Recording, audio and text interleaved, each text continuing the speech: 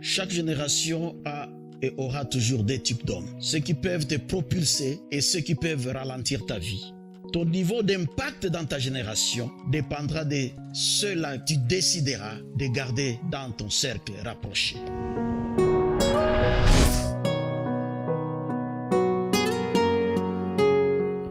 La Bible déclare dans Proverbe 15,4 « La langue douce est un arbre de vie, mais la langue perverse brise l'âme. » Les propulseurs sont des arbres de vie. Ils sont une minorité de gens, mais ils constituent une source de vie. Les propulseurs sont des gens qui distribuent la vie dans leur environnement. Les propulseurs sont des gens qui sont autour de toi et qui peuvent te dire « ça va aller, tu peux avancer, yes we can ». Ce sont des gens qui peuvent te dire « fonce, avance, nous allons atteindre les sommets ». Mais malheureusement, la grande majorité des gens qui nous entourent, ce sont des ralentisseurs de vie. Ce sont des perverses, ce sont des briseurs d'âme. Ce sont des gens qui prononcent toujours des paroles négatives autour de nous.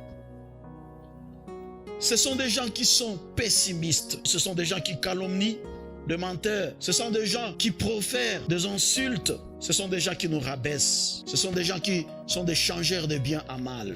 Ils disent des propos tels que tu ne connais pas, tu ne peux pas, tu n'as rien. Ne prête pas attention à leur dire. Ces gens ont comme type dans la Bible les 10 hommes de 12 espions de Moïse. Ils ont confessé la mort et finirent par amener la mort à toute leur génération. Ils sont aussi comme les grands frères de David qui ont cherché à briser l'âme de David. Si quelqu'un veut te rabaisser, classe-les au rabais. Il vaut mieux se disputer avec quelqu'un d'intelligent que parler à un idiot. Fortifie-toi et prends courage en Dieu. Comme David et Josué et Caleb, communique la vie à toi-même et à ton entourage et tu auras la victoire sur les Goliaths de ta vie et de ta génération.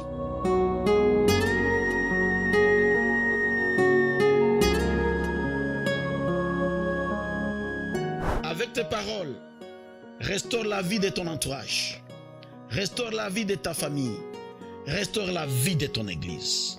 N'oublie pas, la mort et la vie sont au pouvoir de la langue. Tu sais, l'arbre de vie n'est plus dans le jardin d'Éden. Dieu a planté et il continue de planter des arbres de vie dans chaque génération. Dieu est un arbre de vie. Christ est un arbre de vie qui habite en toi. Fais un beau choix. Entoure-toi des gens qui te propulsent et ta vie va réussir et tu vas impacter ta génération. Et on parlera de toi et tu seras un faiseur d'histoire. Que Dieu te bénisse.